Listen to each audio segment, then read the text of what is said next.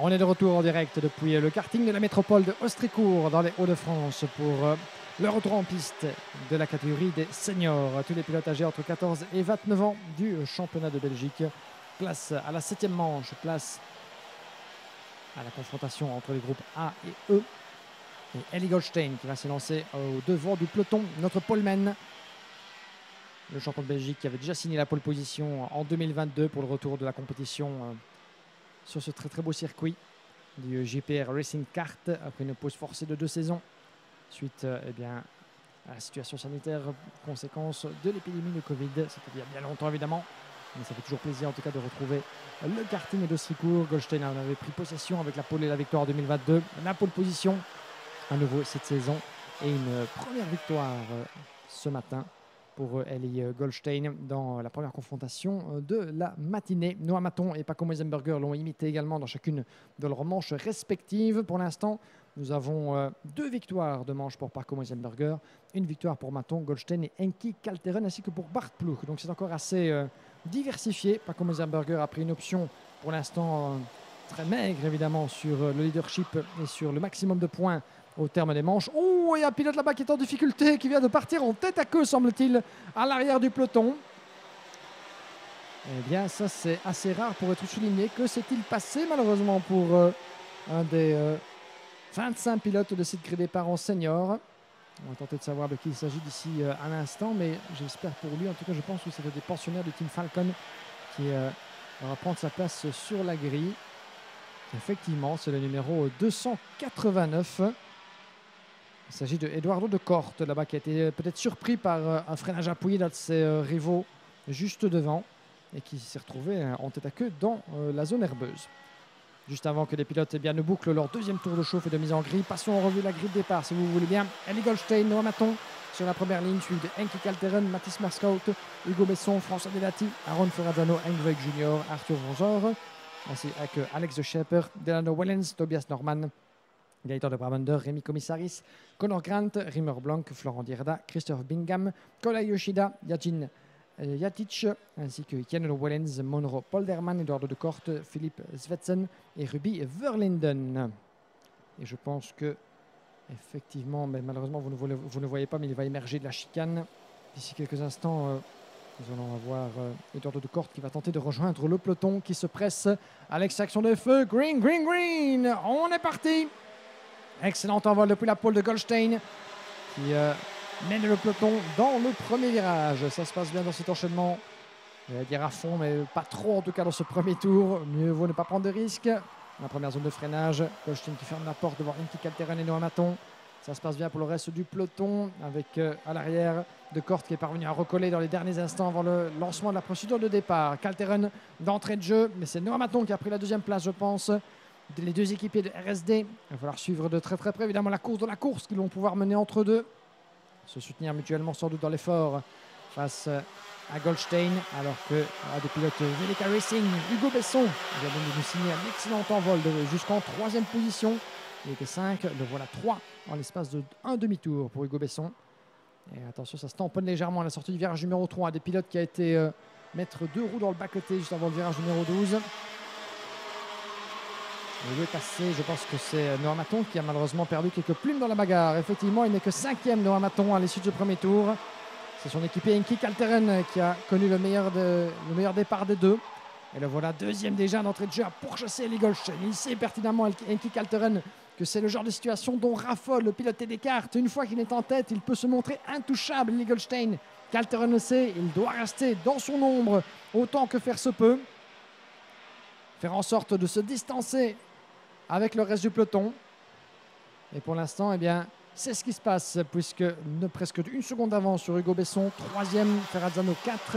Noah Maton, le meilleur des envols, on disait, 5e. Il va devoir surfer une bonne santé.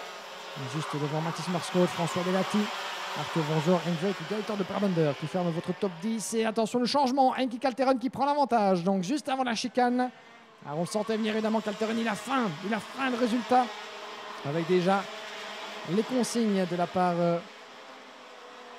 des mécanos et accompagnants de Enki Kalteren qui vient de se frayer un chemin en tête. Le tout maintenant, c'est de conserver cette première place face à Goldstein On rappelle que Kalteren a déjà une victoire de manche, tout comme son rival, ancien pilote du team VDK Racing évidemment, Eli Goldstein, avant d'être passé par EGP. Et cette saison, pour la première fois, il a répondu aux sirènes du constructeur italien Teddy Kart. Troisième team presque en autant de saison pour Eli Goldstein, avec une suite de succès, à la fois au niveau national mais surtout international. Lui qui a fait ma basse sur la Yamaha Euro Series en 2022, vous en souvenez, après de multiples tentatives à ce niveau. Que peut-il faire face à Enki Kalteren? On est encore assez tôt dans cette épreuve. Le duel qui, d'entrée de jeu, il bat son plein entre ces deux-là. On se souvient que Goldstein et Kalteren avaient fait les 2 premières places à Austricourt en 2022. Qu'en sera-t-il dans cette manche? Ils savent l'un comme l'autre évidemment qu'à ce niveau, à ce stade du week-end, le tout c'est de collecter les résultats, de ne pas faire de folie, alors que derrière, eh bien, ça double à la corde du 3e virage sur Hugo Besson. Aaron Ferrazzano, bien joué de la part du pilote Eurokarting. Sacré champion junior l'année passée à Mariembourg, on s'en souvient. Aaron Ferrazzano, victorieux ici même sur le karting de la métropole. Et voilà qu'il vient de prendre la mesure de Hugo Besson pour le gain de la 3e place. François Delati, il a des régionaux d'étape en 5e position, numéro 337. Il évolue ce week-end, François Delati, sous les couleurs, j'y reviendrai dans un instant, sous les couleurs du CG Racing, pour l'instant en 5e position, devant Noah Maton, 6e, Mathis Marskode, Vonzor et Delano Wellens, juste derrière le Gaëtan de Brabander. On reste bien sûr avec nos 2 leaders, Kalteren Goldstein, séparés par 3 dixièmes de seconde. Un petit avantage que le pilote néerlandais vient de se bâtir sur son dernier tour. Un 57,7 pour un 57,8 pour Goldstein. Ces deux-là s'étaient retrouvés à nouveau ensemble sur un podium. C'était lors de la 2e épreuve de la Yamaha Euro, disputée sous une pluie battante, si vous étiez avec nous, sur le karting des Fanny il y a quelques semaines de cela, en fin avril. Ça s'observe pour l'instant. Lentement mais sûrement entre les deux. Kalteren, Goldstein avec 1 seconde 7 d'avance, presque 2 secondes sur Aaron Ferrazzano en 3e position. Besson qui va revenir, François Delati derrière. Attention à la bagarre pour la 4e place qui commence un peu à prendre une tournure, pas forcément comme Hugo Besson aurait bien voulu la voir arriver. Delati avec le casque vert, très menaçant sur son compatriote, à la corde, et ça passe pour le pilote CG Racing. Pas de résistance de la part d'Hugo Besson, évidemment, il sait qu'on est encore tôt dans cette épreuve. Bloquer évidemment le passage à Delati aurait été sans doute pas la meilleure des décisions. À ce stade, on va éviter le moins de contact, de perdre évidemment un minimum de temps dans ce genre de manœuvre. Parce que tout déplacement se paye cash en termes de motricité.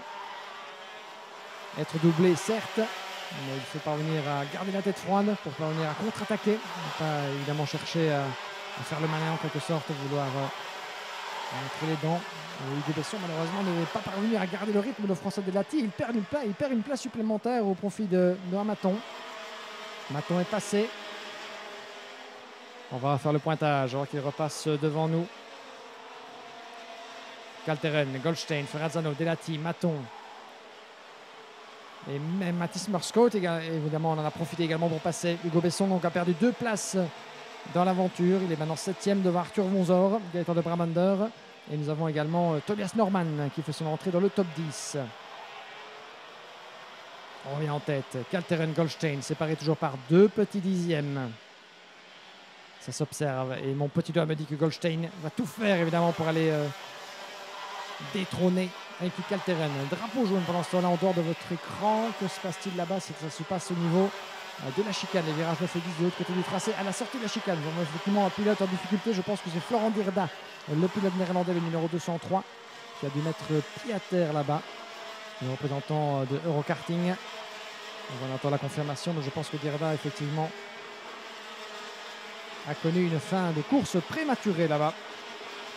Et il y a 2 pilotes là-bas impliqués dans le même incident. Ça a été le même incident, je pense que c'est à 2 De l'autre côté du tracé, nous avons Florent Dirda, semble-t-il, à la sortie de la chicane. Et juste avant le virage numéro 12, un autre pilote qui a dû mettre pied à terre. Serait-ce Henk Veuk Jr. Je pense qu'il s'agit de Henk Veuk, le pilote néerlandais, le numéro 311 du team Veuk Motorsport. Effectivement, double abandon pour Florent Dirda et Henk Veuk. On revient dans les positions au sommet du classement.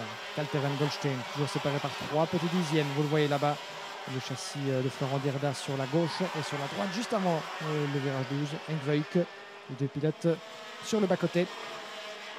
Une demi-seconde maintenant désormais presque entre Goldstein et Kalteren. Avec encore 2 minutes et un tour jusqu'au drapeau à damier. Ferrazzano 3, Delati 4, Noah Maton 5, Merscout. Nous avons Arthur Vonzor et Hugo Besson, les deux pilotes VDK Racing qui roulent en formation là-bas. Et Besson qui vient à nouveau de perdre une place au profit de son équipier. Il était sur un bon rythme, Hugo Besson, avec un excellent départ et premier tour, de la 5e à la 3e position. Malheureusement pour lui, eh bien, la suite de sa manche qualificative ne s'est pas vraiment déroulée à la hauteur de ses espérances. Un bon rythme dans les premiers tours avant de, on va dire, éprouver certaines difficultés à comptabiliser là-dessus. Je rappelle que chacun de ces pilotes seniors a 5 courses pour se qualifier dans le top 36. Chaque résultat compte évidemment, un abandon et ça peut mettre votre week-end par terre. Moins vous avez de manches et plus évidemment le moindre mauvais résultat s'avère coûteux. En junior, il n'y a que 3 épreuves. Et que dire des catégories de demain? 2 petites manches qualificatives et c'est tout. Sauf pour, et c'est une première, pour la catégorie des mini-rookies. Les mini, pardon, qui sont suffisamment nombreux pour avoir 3 manches à disputer, semble-t-il. Ça fera 2 manches, effectivement, 2 manches également. 2 manches pour les mini, 2 manches pour les mini-rookies ainsi que pour les Master et Super Shifters. La différence des autres classes, c'est bien les mini sont séparés en 3 groupes. Voilà, pour éviter toute confusion. Et quoi qu'il en soit, chacune de ces manches qualificatives représente un défi en soi. Il arrive que lors de certains événements internationaux à l'échelle mondiale, eh bien, le nombre de manches qualificatives, vu le nombre d'engagés supérieur à la moyenne, eh bien, atteint de 6 ou 7 manches qualificatives parfois. Dans le cadre de la IAME World Final qui se déroulera cette année sur le cartodrome de Portimao, Portugal. Un calendrier plus que copieux pour les classes IAME X30 entre les championnats nationaux. Et attention à l'accord du 3e virage, ça passe pour Mathis Merscout sur Noah Maton. Maton qui aurait bien voulu fermer davantage la porte, mais il n'a rien pu faire sur l'attaque de Mathis Merscout. Bien joué de la part du numéro 301 de BRS Racing, qui prend l'avantage au volant de son châssis Oberon. C'est pas souvent d'ailleurs qu'on a l'occasion de voir un châssis Oberon en piste. C'est fait partie de ces marques un peu moins présentes à l'international. On retrouve évidemment toutes sortes de marques dans le championnat de Belgique en termes de châssis, que ce soit les marques du groupe OTK, entre Tony Kart, Esprit, Cosmic, les marques du groupe Car République, les marques du groupe IPK, ou encore d'autres nouveaux acteurs comme Télécart ou Pantano à l'échelon plus national. Mais c'est fait en tout cas pour Mathis Merscout qui a pris le meilleur sur Noah Maton qui reste dans son sillage, le pilote belge. Maton qui n'a pas dit son dernier mot et qui a encore un bon résultat à aller chercher. La 5e place est à portée. Nous sommes dans le dernier tour de cette confrontation entre les groupes A et E. 6 dixièmes entre Kalteren et Goldstein. Vous les voyez, les deux leaders de l'enchaînement de la chicane. Assez agressif de l'entrée de cette double courbe en 9 et 10. Les pilotes leaders pour perdre le moins de temps possible. Aaron Ferrazzano qui aura tout tenté pour recoller à Goldstein, mais en vain. Il aurait fallu peut-être 1 voire 2 tours supplémentaires pour avoir une bataille à 3 éventuellement. Mais Henk Kalteren se sera avéré le plus fort et il cueille le drapeau à damier et une 2e victoire de manche pour le pilote néerlandais du team RSD. 2e place pour Eli Goldstein devant Aaron Ferrazzano, François Delati, Mathis Merscout, Noah Maton 6e, suivi de Hugo Besson, Gaëtan Dobrabander et Tobias Norman qui boucle le top 10. Et voilà donc une 2e victoire pour Henk Kalteren qui prend donc une option sur le leadership de cette catégorie senior et qui rejoint Paco Moisenberger de Victory Lane au nombre de succès. On rappelle que ces pilotes seniors ont disputé pour l'instant 3 manches. Il en reste 2 encore pour chacun des groupes. Ce sera pour cet après-midi.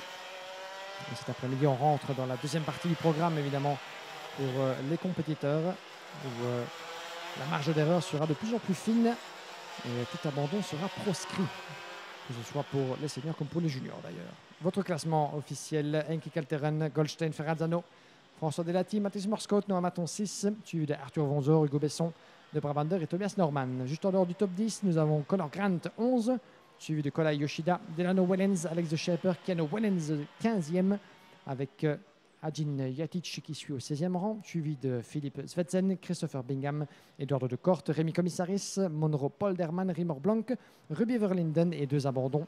On les a vus tout à l'heure à l'écran, Florent Dierda et Henk Veuk Junior. Malheureusement, les deux, le pilote néerlandais et le pilote luxembourgeois, qui auront donc dû mettre pied à terre prématurément dans cette épreuve. Une petite pause. Nous restons bien sûr avec les seniors jusqu'à la pause de midi.